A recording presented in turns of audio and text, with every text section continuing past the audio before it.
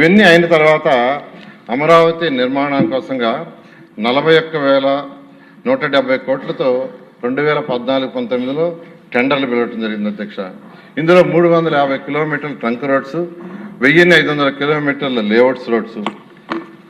అయితే ఈ యొక్క ఏదైతే ఇక్కడ మనం లేఅవుట్స్ రోడ్స్ వేస్తున్నామో అవి ఇంటర్నేషనల్ స్టాండర్డ్లో ఉండాలని గవర్నర్ ముఖ్యమంత్రి గారు చెప్పటం, దాంతో యూజీడీ టోటల్ సిటీకి 217 చదరపు కిలోమీటర్లకి UGD, water lines, electrical ducts, భూమి లోపల ఎలక్ట్రికల్ లైన్స్ ఉండాలి, ఓపెన్గా ఉండకూడదని గవర్నర్ ముఖ్యమంత్రి గారు ఇచ్చిన డైరెక్షన్తో చేయడం జరిగింది అధ్యక్ష.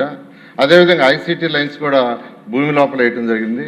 ఫుట్పాత్లు, సైకిల్ పాత్లు, అదేవిధంగా బీఆర్టీఎస్ రోడ్లు, ఇవన్నీ యాక్చువల్గా ఇవన్నీ డిజైన్ చేయడం జరిగింది అధ్యక్ష.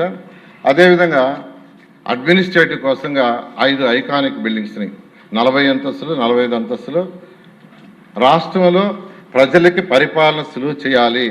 ఎవరైనా పనుండి ఒక మంత్రి దగ్గరికి వస్తే మళ్ళీ ఒక దగ్గర మంత్రి గారు ఉంటే వారిని కలవటం, సెక్రటరీ ఇంకో దగ్గర ఉంటే కలవటం, హెచ్ఓడి ఇంకో దగ్గర ఉంటే కలవటం, ఇదంతా ఇబ్బంది అవుతుంది. అందరూ ఒకే దగ్గర ఉండాలా, ఒకే బిల్డింగ్లో ఉండాలా, ఒకే ప్లేస్లో ఉంటే ఏదైనా పని కోసం వచ్చినప్పుడు వాళ్ళు వెంటనే వాళ్ళని కలిసి పని చేసుకోవటానికి సులువుగా ఉంటుంది, పరిపాలన సులువుగా చేయగలమనే ఉద్దేశంతో ఈ ఐకానిక్ టవర్స్ని యాక్చువల్గా గవర్నర్ ముఖ్యమంత్రి గారు ఆదేశంతో యాక్చువల్గా వాటిని డిజైన్ చేయడం జరిగింది అధ్యక్ష. అదేవిధంగా న్యాయమూర్తులకు, మంత్రులకు, సెక్రటరీలకు, తర్వాత బంగాళాలు, ఆల్ ఇండియా ఆఫీసర్సు, ఎమ్మెల్యేలు, ఎమ్మెల్సీలకు, గజిటెడ్, నాన్ గజిటెడ్ ఆఫీసర్లకి అందరికి కూడా అపార్ట్మెంట్లు అన్నీ కలిపి 4026 నివాసాలకు టెండర్లు పిలవటం జరిగింది అధ్యక్ష. వీటన్నిటినీ గౌరవనీయ భారత ప్రధాని గారి యొక్క చేతుల మీద యాక్చువల్గా శంకుస్థాపన చేయటం జరిగింది అధ్యక్ష.